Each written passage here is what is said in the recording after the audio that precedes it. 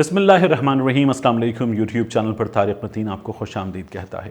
ہم عام طور پر خبروں کی بات کرتے ہیں اور مختلف خبروں کو جوڑ کر چیزوں کا ایک انالیسز آپ کے لیے پیش کرتے ہیں، لیکن اس ویڈیو میں آپ سے کچھ بات کرنی ہے اور اس کے علاوہ اس ویڈیو میں کچھ خبریں ایک ترتیب سے آپ کے سامنے میں رکھ دوں گا، آپ کے حوالے کر دوں گا، اس کے بعد فیصلہ کرنا آپ کا کام ہے۔ یو آر دا بیٹر جج ٹو ڈیسائیڈ، کیونکہ کئی دفعہ حالات کو ڈاٹس کو کنیکٹ کر کے دیکھ لیں تو ایک پکچر خود بخود بن جاتی ہے، نظر آ جاتا ہے کہ کیا ہو رہا ہے، کیا ہوا ہے۔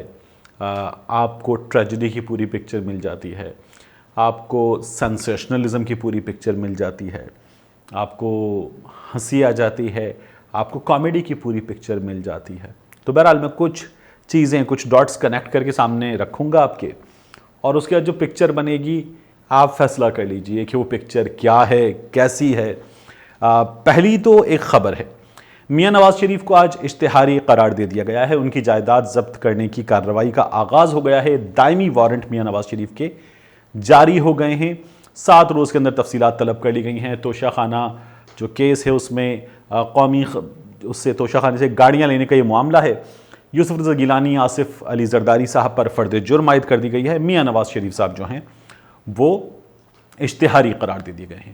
دوسری چیز یہ ہے کہ میاں نواز شریف صاحب نے آج عدالت کے روبرو یہ بتایا ہے اپنے وکیل کے ذریعے کہ سرنڈر کرنا ممکن نہیں ہے۔ میاں صاحب یہ کہہ رہے ہیں کہ وہ بیمار ہیں خواجہ حارث صاحب کے توسط سے اور ابھی وہ سرنڈر نہیں کر سکتے۔ عدالت نے ان کو سرنڈر کرنے کا حکم دیا تھا۔ تو یہ میاں صاحب کے معاملات کی قانونی حیثیت ہے، ابھی میاں صاحب کا سرنڈر کرنا ممکن نہیں ہے۔ اب آ جائیے، ایک کالم ہے جو لکھا گیا سہیل وڑائی صاحب کی جانب سے، سینئر ہیں، میرے استادوں کی طرح ہیں، اور سہیل وڑائی صاحب نے اس کالم میں میاں نواز شریف صاحب کے حوالے سے بات کی۔ میاں نواز شریف صاحب کے بارے میں اکثر لکھتے ہیں، میاں شہباز شریف صاحب کے بارے میں اکثر لکھتے ہیں، ان کے گھر ان کا آنا جانا بیٹھنا بہت بے تکلفی کا معاملہ ہے۔ تو سہیل وڑائی صاحب نے لکھا ہے وہ کب آئے گا، وہ کب آئے گا، یہ سب پوچھ رہے ہیں وہ کب آئے گا۔ انہوں نے لکھا ہے اس نے سیاست کرنی ہے تو اسے واپس آنا ہوگا، اسے اچھی طرح سے علم ہے کہ اس کا ووٹ بینک موجود ہے، اس ووٹ بینک کو قائم رکھنا ہے تو اس کے لیے ناقابل یقین بیانی کی بھی ضرورت ہے۔ ووٹ بینک اسی دن تک قائم رہتا ہے جس دن تک امید قائم رہے، امید ٹوٹ جائے تو ووٹ بینک بھی بکھر جاتا ہے۔ اس نے اپنے ووٹر اور سپورٹر کو ووٹ کو عزت دو کا نعرہ دیا، اس کے بعد سے بیماری، بیرون ملک روانگی اور خاموشی کا لمبا وقفہ آ گیا ہے۔ اب وہ پھر آگے جا کے لکھتے ہیں کہ اس وقت جو سیاسی حالات ہیں ان میں میاں نواز شریف صاحب کے لیے ضروری کیا ہے، ویسے بھی اسے کیا پڑی ہے کہ وہ واپس آئے۔ نہ تو کوئی تحریک چل رہی ہے، نہ الیکشن کا کوئی موسم ہے، نہ ملک کی سیاست میں تلاطم ہے، نہ ہی اس وقت جو حکومت ہے اور ریاستی ادارے ہیں ان میں کسی خلیج کی کوئی خبر آ رہی ہے۔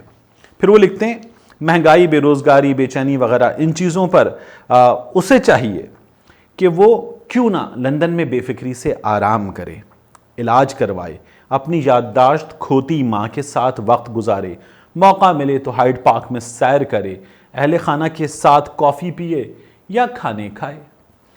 اب وہ آئے ہیں، وہ یہاں آتا ہے تو کیا ہوگا، سیدھا جیل جائے گا۔ عدالتوں اور حاضریوں کے چکر، جزا سزا کا معاملہ، پہلے بھی بیمار ہوا، اس قدر شدید بیمار ہوا کہ حکومت کو خود اسے جیل سے نکال کر اسپتال داخل کروانا پڑا تھا۔ مشکل سے صورتحال سے جان چھوٹی تھی، پھر سے کیوں اسی حال میں چلا جائے، وہ کیوں نہ انتظار کرے کہ حالات میں کچھ تبدیلی آئے، کوئی اختلاف پیدا ہو، سیاست میں گرمی آئے، عدالتی انتظامی یا ریاستی عہدیداروں میں اس کے حق میں کوئی تبدیلی آ جائے۔ فی الحال وہ دیکھو اور انتظار کرو، اس کی پالیسی پر گامزن ہے اور اسے یہی پالیسی سوٹ کرتی ہے۔ اب آپ سوچ رہے ہوں گے کہ میں اسکرین پر منا بھائی MBBS کی اس تصویر کے ساتھ کیوں آ گیا ہوں۔ منا بھائی MBBS میں ایک سین تھا جب سنجے دت ریڈیو جاکی بن کر وہاں ایک کہانی سنا رہے تھے، اور اس کہانی کو سناتے وقت ہر شخص سنجے دت کی اس گفتگو کی طرف توجہ دیتا ہے، ریڈیو کی جانب دیکھتا ہے، اور پھر اس کے بعد اس فلم میں جمی شیر گل کا باپ کہتا ہے بس کر پگلے رلائے گا کیا۔ مجھے آپ کو بس کر پگلے رلائے گا کیا اگر یاد آ رہا ہے تو اب میں آ کے اس کالم کا، سہیل وڑائی صاحب کے اس کالم کا ایک حصہ آپ کے سامنے رکھتا ہوں۔ وہ لکھتے ہیں دریں اثنا پارک لین لندن کے 3 فلیٹس کو 2 فلیٹوں میں تبدیل کر دیا گیا، چھوٹے چھوٹے کمرے ہیں مگر گزارا ہو رہا ہے۔ حسن کا خاندان تو وہیں رہتا ہے، حسین کی فیملی بھی آج کل وہیں مقیم ہے، ضرورت پڑنے پر उसी बिल्डिंग का एक और फ्लैट भी किराए पर ले लिया जाता है। जगह कम होने पर और मेहमानों के आने पर बाज़ दफ़ा गद्दे डालकर भी काम चलाया जाता है। लोग उसे सादा कहें, भोला समझें या उसे खुशनसीब करार दें, हकीकत यह है कि वो बहुत गहरा है। हर शख्स से सियासत पर मशवरा करता है, मगर अपने दिल में क्या है उसका किसी को नहीं मालूम। 1983 से लेकर 2020 तक के 37 साल में उसने अपने वोट बैंक को मुसलसल बढ़ाया है और अपनी मकबूलियत को बरकरार रखा है। उसे इकनॉमिक्स के पेचीदा फार्मूलों का इल्म हो ना हो, आवाम की खुशहाली के फार्मूले का इल्म है। अब सुहेल वड़ाइच साहब जो हैं, वो जब मियाँ नवाज शरीफ गए थे मुशर्रफ के कू के बाद मुल्क से बाहर, तो आपने देखा था ये सूटकेस भर के पूरा ख़ानदान जहाज़ों में बैठ के हंसी खुशी गए थे। जैसे मियाँ साहब अभी गए थे तो जहाज़ में मियाँ साहब के सामने आप देख रहे होंगे अंगूर का प्याला था, मियाँ साहब ने बड़ा ज़बरदस्त एक शेव बनाया हुआ था, बड़ा तगड़ा शेव, उल्टे उस तरह वाला, तो वही वाला हाल है। और मियाँ साहब जो हैं वो कई बार मुश्किलों से गुजरा। अब वो सुहेल वड़ाइच साहब आगे लिखते हैं, परवेज़ मुशर्रफ के साथ डील सियासी तौर पर खुदकुशी के मुतरादिफ थी, मगर उसने उसे हरमैन शरीफैन में बुलाए जाने के बयानिए में ऐसा मलफूफ किया, ऐसा लपेटा कि कई साल तक जिला वतनी या डील के दरमियान फ़र्क ही नहीं महसूस हो सका। यानी मियाँ साहब जिस तरह से अवाम को उल्लू बना रहे थे, सुहेल वड़ाइच साहब कह रहे हैं कि उसने बड़ी होशियारी से काम लिया। फिलहाल मियाँ साहब झूठ बोल रहे थे, मियाँ साहब कहते कोई मुआहिदा नहीं है। फिर वो तो भला हो कि कुछ मकामी सियासतदान हमारे वो लेकर आ गए थे, वो तमाम पेपर और वो सामने रख दिए थे। फिलहाल भी नवाज शरीफ की पुरअसरार खामोशी का सबब सरासर सियासी मसलहत है। वो ज़बान उसी वक्त खोलेगा जब सियासी मौसम उसे सूट करेगा। तो ये मियाँ साहब जो हैं उनके बारे में इस वक्त सुहेल वड़ाइच साहब लिखते हैं। वो ये भी लिख रहे हैं कि जो पार्टी जो है इसके अंदर क्या हो रहा है, ख़ानदान के अंदर क्या हो रहा है। उन्होंने कॉलम के हिस्से में लिखा है कि मरियम जो है वो पार्टी को लीड करेंगी। ये भी तय है कि पार्टी की सदारत शहबाज शरीफ करेंगे। मसला यह कि मरियम और हमजा शहबाज की आपस में सियासी एडजस्टमेंट कैसे हो। शहबाज शरीफ ने लंदन में मियाँ नवाज शरीफ को ये मामला तय करने को कहा था और ये भी कहा था कि फैमिली सरबराह के तौर पर आप जो भी फैसला करेंगे वो मुझे और हमजा दोनों को 100% कबूल होगा। मरियम नवाज को भी इस मसले का इल्म है और वो भी हमजा शहबाज के साथ मिलकर काम करने में कोई दुश्वारी महसूस नहीं करती।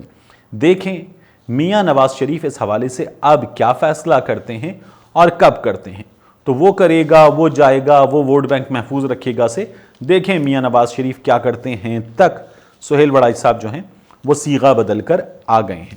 अब आप सुहेल वड़ाइच साहब के इस कॉलम को, जिसमें गुर्बत की, पसमानदगी की कैफियत है, लंदन में जो है वो हालात बिगड़े, गद्दे डाल के सोया जा रहा है, बहुत बुरे हाल में है, इस कैफियत को, और बहुत बहुत बीमारी की शिद्दत है, बहुत बुरी हालत है, इस कैफियत को देखिए।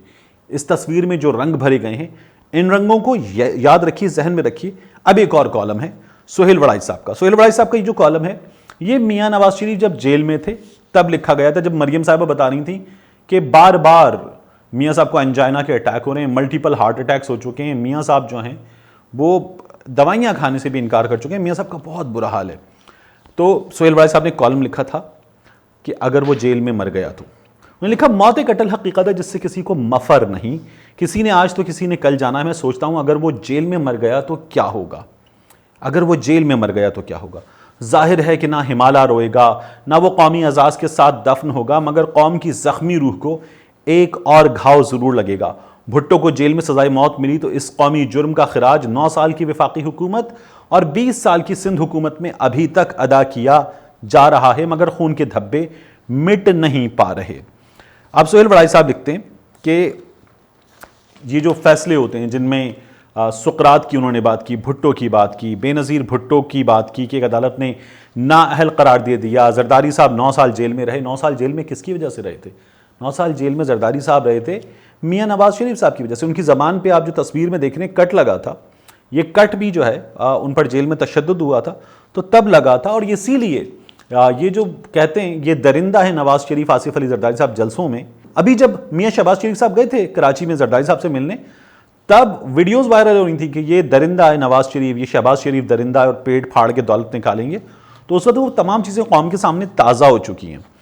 अब सुहेल वड़ाइच साहब जो हैं वो तब भी जब जेल में अगर मर गया तो लिखते हैं कि तारीख़ का सबक तो यही है कि अवाम और सियासत का रुख उन फैसलों से मुबर्रा करार दिया जाए। अब वो जारहाना सियासत नहीं कर रहा, وہ اندر سے ٹوٹ چکا ہے، اس کی نصف صدی کی ساتھی وفادار بیوی ساتھ چھوڑ کر جا چکی، پارٹی مزاحمت کے بیانیے کی حد تک تو اس کے ساتھ ہے، مگر عملی مزاحمت اور جیل جانے تک تیار نہیں۔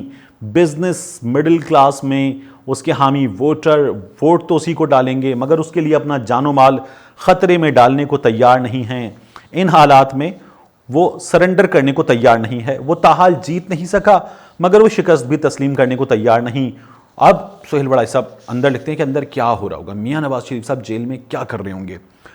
وہ اپنی تقدیر پر شاکر ہے، وہ بار بار آسمان کی طرف دیکھ کر توقع کرتا ہے۔ یہ باہر بیٹھ کے اندر لکھا جا رہا ہے کہ تاریخ کا پہیہ کب اپنا چکر پورا کرے گا، کیا وہ واقعہ اس کی موت سے پہلے ہوگا یا بعد میں ہوگا۔